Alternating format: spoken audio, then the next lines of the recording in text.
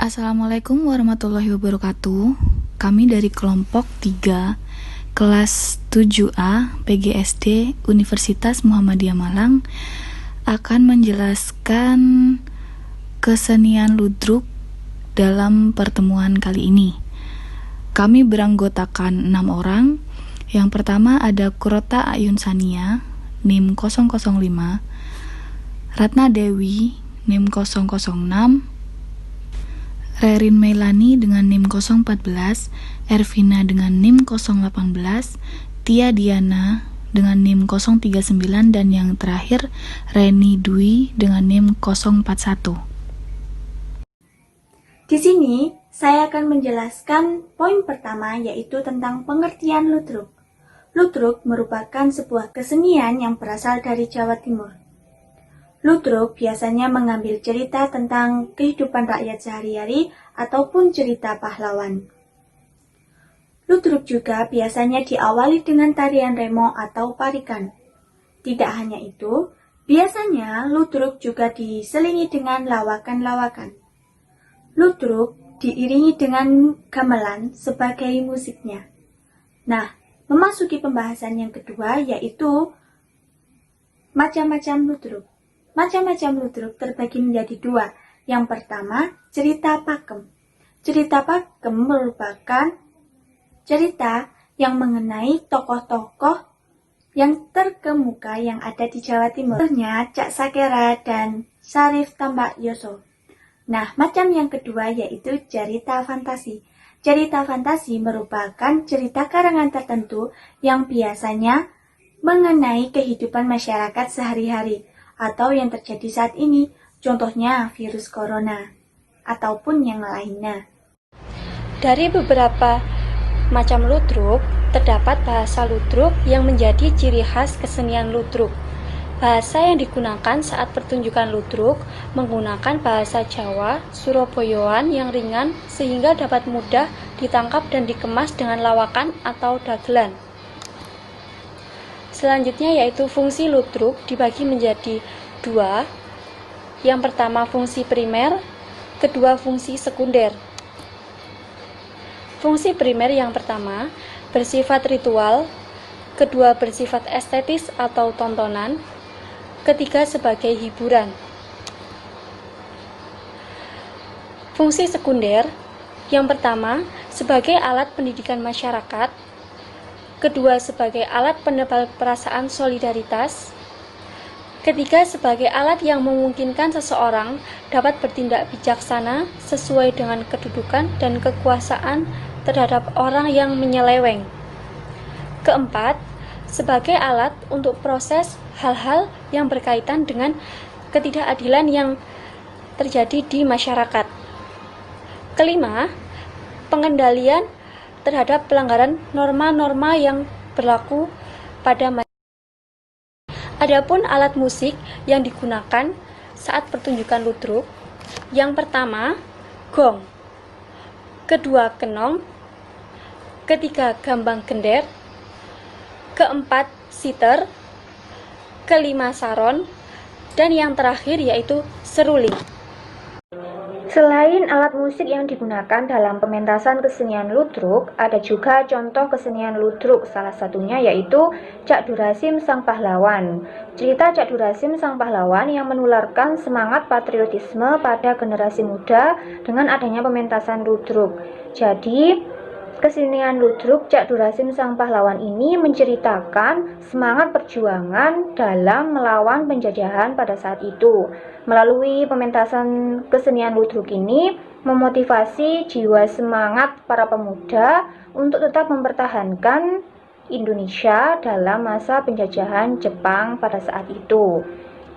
Nah, selanjutnya ada cuplikan ludruk Cak Durasim Sang Pahlawan. Kalian bisa melihat dan menyaksikan. Pakupono maetoro melok nipon tambah sengsor. Nipon iku wedok ya, Lek ya. Kemuliaan dokter. Bagaimana dengan Durasim? Kamu berbohong ya, Tik?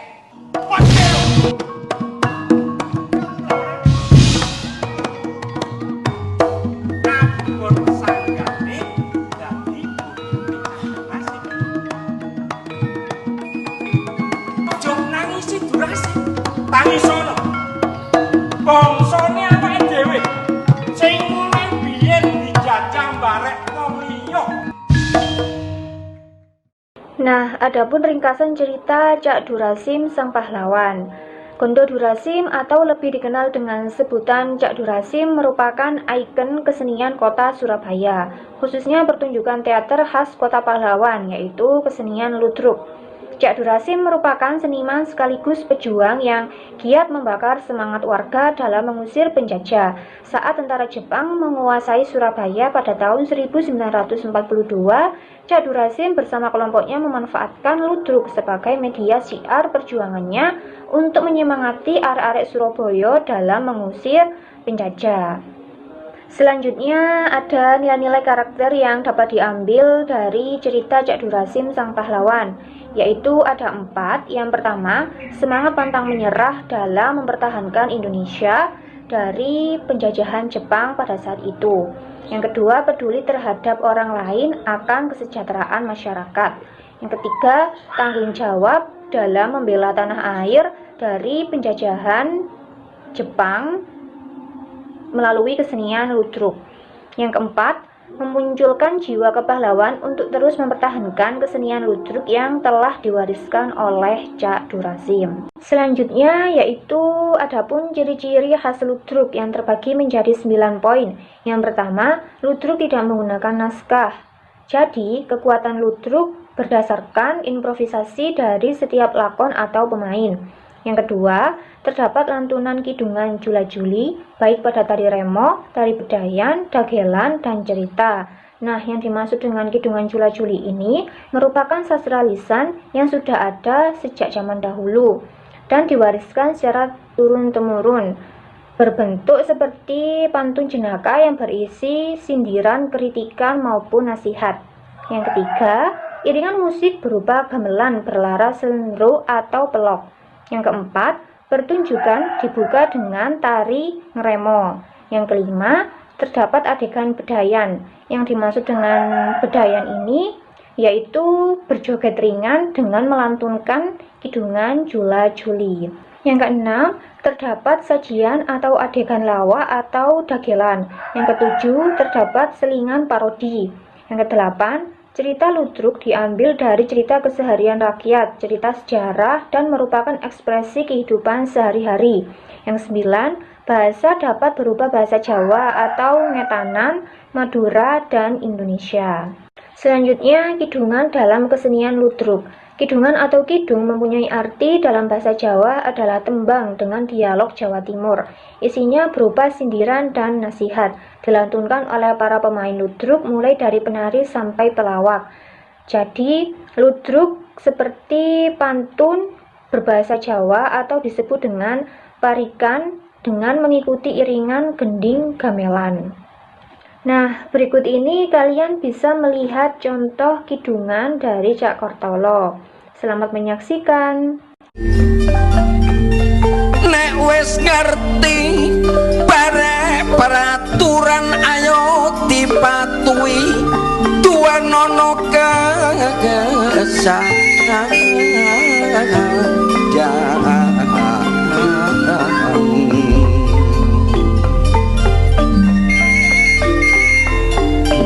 wis roiku nek salah lan iku dilarang, tapi sebagian kok sik ana sing wani malah.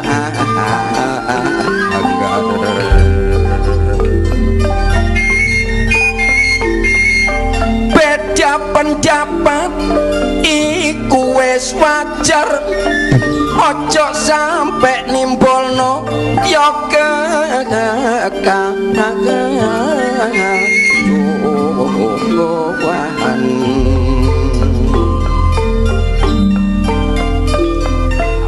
Nek ono masalah ayo dirembong bebarengan, kekerasan tidak mungkin bisa menyelesaikan ya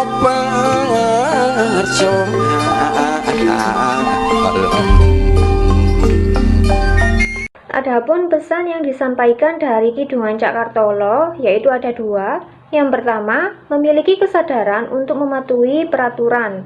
Yang kedua, wajarnya perbedaan pendapat dan jangan menyelesaikan masalah dengan kekerasan, melainkan dengan negosiasi dan kepala yang dingin. Nah, dalam kesenian ludruk, kidungan bisa berupa parian. Contoh kidungan yang berupa parian dari Cak Durasim. Bekupan omahe Dara, melok nipon tambah soro. Yang artinya, kehidupan pada zaman Jepang lebih sengsara dibanding dengan kehidupan pada saat zaman Belanda. Kemudian ada contoh lain kidungan yang dibawakan oleh Ludruk RRI Surabaya. Pancasila dasar negara, nek werna nek ana 5. Perlu dihayati lan diamalno sebab iku falsafah bangsa. Nah, dari kidungan tersebut mengandung pesan untuk generasi milenial untuk selalu mengamalkan Pancasila. Kemudian ada peran ludruk di era milenial. Di era milenial saat ini, peran ludruk yaitu sebagai sarana untuk menanamkan nilai karakter pada generasi milenial. Nah, di sini generasi milenial bisa mengambil nilai karakter dari isi cerita atau lakon, atau bahkan bisa melalui kidungan yang dibawakan oleh peludruk. Selanjutnya ada cara menanamkan nilai karakter anak melalui ludruk. Yang pertama yaitu dengan cara memasukkan ludruk sebagai mata pelajaran muatan lokal yang harus ditempuh oleh peserta didik. Kemudian ada memasukkan ludruk sebagai ekstrakurikuler wajib di sekolah. Kemudian mengajak seniman ludruk sebagai gurunya. Pelajaran ludruk akan efektif bila yang mengajar adalah seniman langsung. Seniman ludruk tahu bagaimana cara memudahkan anak didik mempelajari ludruk hingga dapat mementaskan serta menyerap nilai-nilai karakter yang ada dalam ludruk. Dan yang keempat ada melakukan inovasi kreatif dalam penyajian ludruk. Inovasi ini bisa berupa cerita ludruk diambil dari cerita saat ini seperti tentang virus corona, kemudian inovasi pada penggunaan sound efeknya, pilihan jenis musiknya, digunakan sentuhan yang modern. Yang terpenting tidak menghilangkan pakem ludruk, tetap ada gamelan, jula-juli, remo, dan bedayan. Inovasi ini penting agar ludruk adaptif dengan era milenial saat ini dan bisa diterima peserta didik sebagai hiburan sekaligus pendidikan. Nah, apalagi di era serba digital saat ini, seniman dan guru bisa memanfaatkan teknologi yang ada untuk memperkenalkan ludruk kepada anak dan sekaligus dapat melestarikan kesenian ludruk. Nah, selanjutnya ada cara generasi milenial melestarikan kesenian ludruk, yaitu dengan cara mencintai dan mau belajar kesenian ludruk. Nah, di sini mencintai kesenian ludruk bisa dilakukan dengan cara mempelajari kesenian ludruk itu seperti apa, sejarah ludruk itu seperti apa, atau bisa dilakukan dengan cara sering menonton kesenian ludruk di festival atau pameran, atau bisa juga di YouTube. Dan sedangkan belajar kesenian ludruk bisa dilakukan dengan cara mengikuti sanggar ludruk atau bisa berpartisipasi dengan mementaskan kesenian ludruk di sebuah acara. Nah, tadi sudah dijelaskan mulai dari pengertian ludruk, macam ludruk, bahasa yang digunakan di dalam ludruk, sampai contoh dan peran di era milenial. Sekarang kita akan membahas tentang ludruk sebagai wawasan anak sekolah dasar. Sebagai generasi penerus bangsa, maka anak sekolah dasar juga perlu mengetahui warisan budaya yang ada di Indonesia. Salah satunya yaitu ludruk. Nah, untuk memberikan wawasan kepada anak sekolah dasar bisa melalui yang pertama, pembelajaran dalam kurikulum SD, yang kedua, pembelajaran dalam muatan lokal, dan yang terakhir yaitu melalui ekstrakurikuler yang ada di SD. Pada pembelajaran tematik, pengenalan wawasan tentang ludruk dapat diimplementasikan dengan memanfaatkan pembelajaran berbasis kearifan lokal. Sebagai contohnya, kita bisa melihat KD pada mata pelajaran PPKN kelas 5 tema 3. Di sini kita bisa melihat untuk KD pengetahuan dan keterampilannya saja. Untuk KD pengetahuan, yaitu 3.3 menelaah keragaman sosial budaya masyarakat. Dan untuk psikomotor 4.3 menyelenggarakan kegiatan yang mendukung keragaman sosial budaya masyarakat. Nah, bisa dilihat bersama bahwa untuk KD ini membahas tentang keragaman sosial budaya dan masyarakat. Nah, sehingga untuk materinya kita dapat menurunkan menjadi beberapa indikator tentang keragaman sosial budaya masyarakat.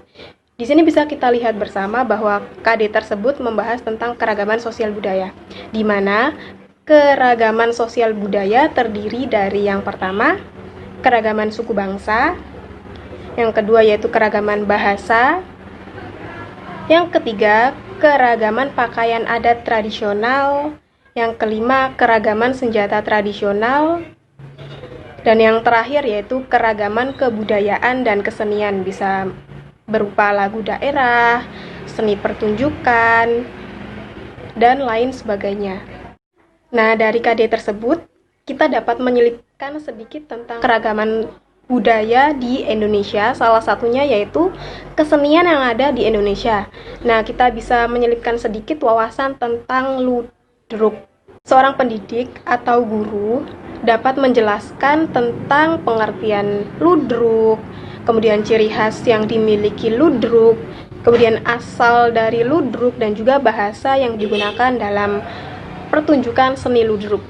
Jadi, guru dapat menyelipkan sedikit wawasan tentang ludruk ke dalam mata pelajaran PPKN yang berbasis kearifan lokal tersebut.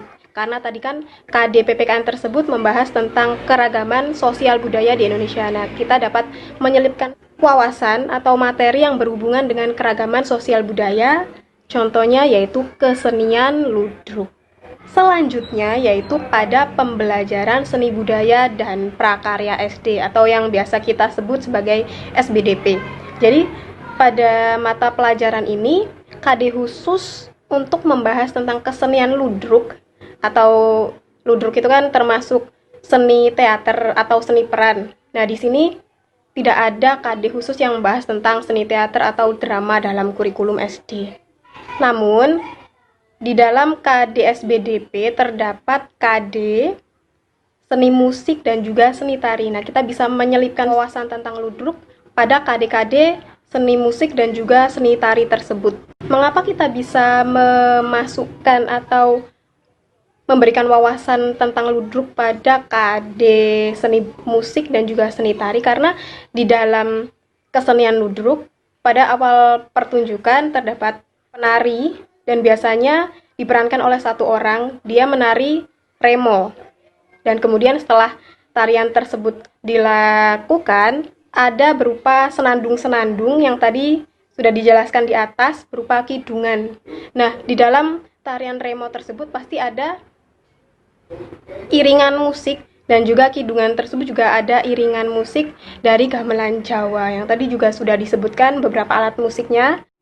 Jadi kita bisa memasukkan wawasan tentang seni ludruk melalui KD seni musik dan juga tari, karena di dalam ludruk ini ada tarian yaitu tari remo dan juga ada iringan-iringan musik di dalamnya. Ini salah satunya bisa mengambil KD kelas 5 SD dan kelas 6 SD. Yang pertama yaitu untuk KD pengetahuan, memahami tangga nada, dan untuk keterampilannya menyanyikan lagu-lagu dalam berbagai tangga nada dengan iringan musik. Tadi yang telah saya jelaskan sebelumnya bahwa untuk ludruk itu diiringi dengan beberapa iringan musik. Nah, di sini kita bisa menyelipkan sedikit tentang iringan-iringan musik tadi berupa gamelan Jawa pada KD seni musik ini. Dan untuk yang kedua yaitu KD 3.3 memahami pola lantai dalam tari kreasi daerah, dan untuk yang keterampilannya mempraktikkan pola lantai pada gerak tari kreasi daerah. Nah, tadi juga sudah saya jelaskan bahwa di dalam ludruk ada tarian remo. Nah, untuk KD pengetahuan kita bisa menyelipkan juga tentang tarian yang ada di dalam ludruk ini. Kan di dalam ludruk ada tarian yaitu tari remo. Jadi kita bisa menjelaskan tari remo ini bagaimana dan lain sebagainya, dan bisa dipraktekkan juga karena di sini KD tentang keterampilan, yaitu mempraktikkan pola lantai pada gerak tari kreasi daerah. Karena tarian remo juga merupakan salah satu tarian daerah. Begitu juga dengan KD kelas 6 SD. Di sini bisa dilihat bersama bahwa untuk KD pengetahuan 3.2 memahami interval nada, dan untuk 4.2 memainkan interval nada melalui lagu dan alat musik.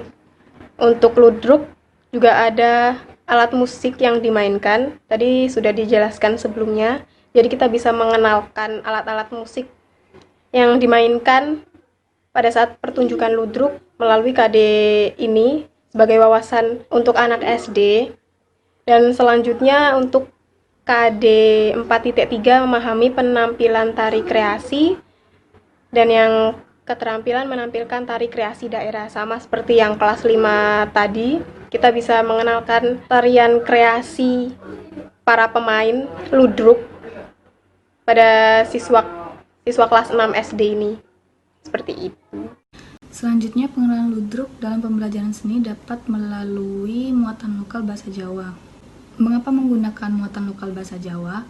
Karena memang ludruk menggunakan bahasa Jawa, dan pada saat kita coba mencari pada salah satu mapel yang termasuk mulok di Jawa Timur, salah satunya adalah bahasa Jawa.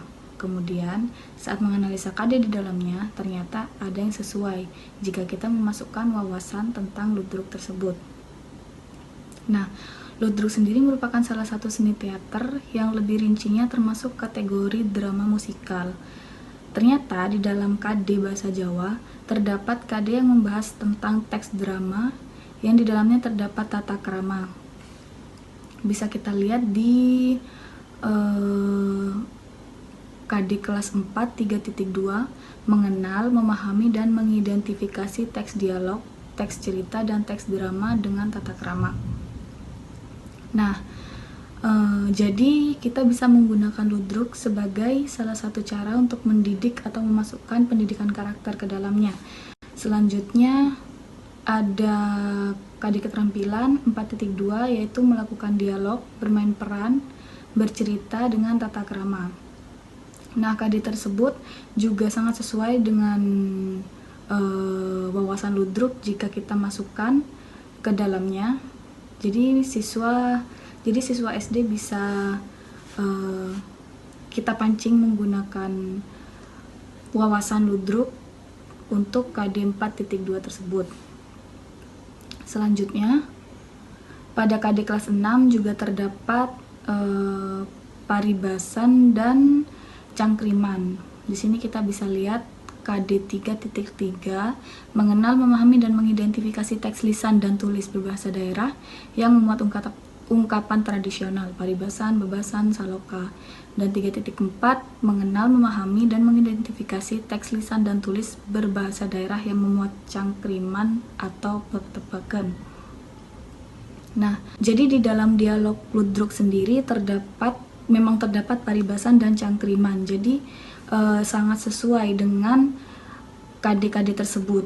Kegiatan ekstrakurikuler kesenian di sekolah dasar terbuka bagi seluruh peserta didik, mulai dari kelas 1 hingga kelas 5. Nah, bakat dan minat para siswa tersebut dikelompokkan berdasarkan kompetensi siswa. Dan sistem pembelajarannya pun berdasarkan pada metode pembelajaran yang terdiri dari ceramah, diskusi, demonstrasi, eksperimental, pelatihan, dan lain sebagainya sesuai dengan bidang seninya. Jadi, untuk memperlancar proses kegiatan ekstrakurikuler kesenian, diperlukan tata kelola ekstrakurikuler kesenian. Nah, ekstrakurikuler kesenian tersebut memiliki manajemen kegiatan yang terdiri dari: pertama, struktur kepengurusan kegiatan ekstrakurikuler yang ditetapkan bersama antara pihak sekolah dan komite sekolah. Struktur ini dibentuk sesuai kebutuhan dan ketersediaan sumber daya manusia yang ada. Nah, contohnya seperti penasehat, penanggung jawab, koordinator, instruktur ekstrakurikuler, dan lain sebagainya. Selanjutnya ada unsur pelaksana kegiatan. Unsur pelaksana kegiatan ini seperti penasehat tadi itu bisa kita ambil dari kepala UPTD, pengawas SD, ataupun komite sekolah. Lalu yang kedua ada penanggung jawabnya kepala sekolah, koordinator ekstrakurikuler, bisa guru yang mempunyai kepedulian terhadap kegiatan ekskul tersebut. Lalu ada instruktur juga. Ini merupakan guru atau orang yang ditunjuk oleh kepala sekolah yang secara khusus memiliki kompetensi di bidang kesenian. Selanjutnya ada tupoksi atau tugas pokok dan fungsi. Nah, di sini tugas pokok dan fungsi dari penasehat yaitu salah satunya memberikan saran dan kritik atas rancangan program, rancangan kegiatan, dan pelaksanaan kegiatan ekstrakurikuler kesenian. Selanjutnya ada penanggung jawab yang bertanggung jawab dalam menetapkan koordinator ekstrakurikuler dan penyediaan instruktur ekstrakurikuler kesenian di sekolah. Lalu ada koordinator yang bertanggung jawab terhadap pelaksanaan kegiatan ekstrakurikuler kesenian di sekolah. Yang terakhir ada instruktur bertanggung jawab pada pengelolaan dan pelaksanaan kegiatan ekstrakurikuler. Nah, masuk ke pembiayaan. Pembiayaan kegiatan ekstrakurikuler kesenian di SD ini bersumber pada anggaran swadaya sekolah, komite sekolah, dana BOS atau bantuan operasional sekolah, sponsor, ataupun orang tua siswa. Pembiayaan tersebut dirancang untuk honor penasehat, penanggung jawab, koordinator dan instruktur kegiatan ekstrakurikuler kesenian, pengadaan ATK, ataupun sarana dan prasarana seperti alat musik, media audiovisual, sound system, dan sebagainya.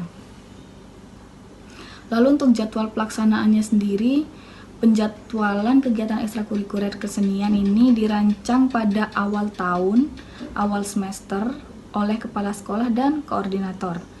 Jadwal waktu kegiatan diatur di luar jam mata pelajaran agar tidak menghambat pelaksanaan kegiatan kurikuler.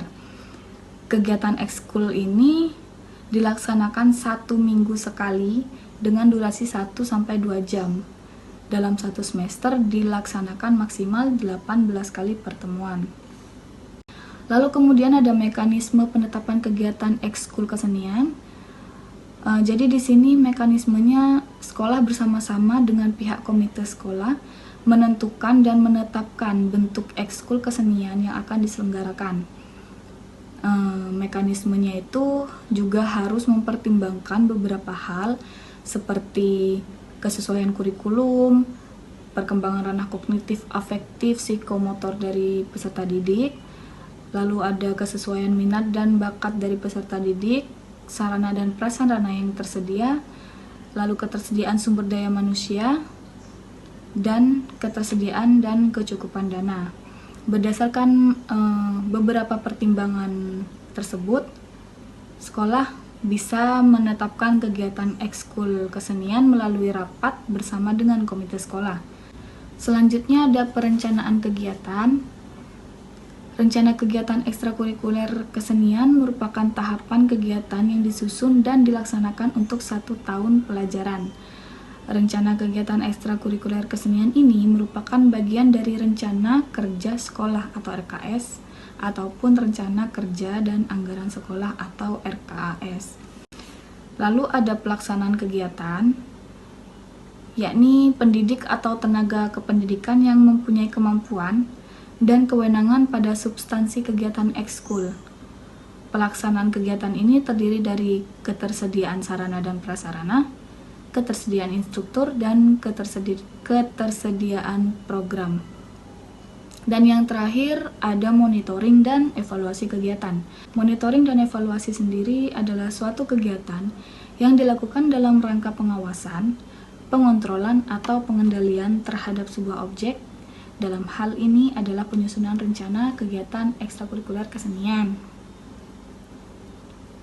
Nah, instruktur kegiatan ekstrakurikuler kesenian bersama-sama dengan koordinator menyusun laporan hasil pelaksanaan kegiatan ekstrakurikuler yang kemudian dilaporkan kepada penanggung jawab kegiatan ataupun kepala sekolah.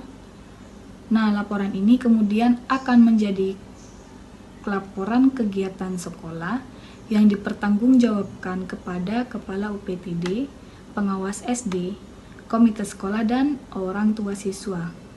Jadi secara umum, pelaporan kegiatan berisi tentang susunan program kegiatan ekstrakurikuler kesenian per semester atau per tahun, keterlaksanaan kegiatan, dan hasil evaluasi. Demikian penjelasan tentang kesenian ludruk dari kelompok 3. Kurang lebihnya mohon maaf. Wassalamualaikum warahmatullahi wabarakatuh.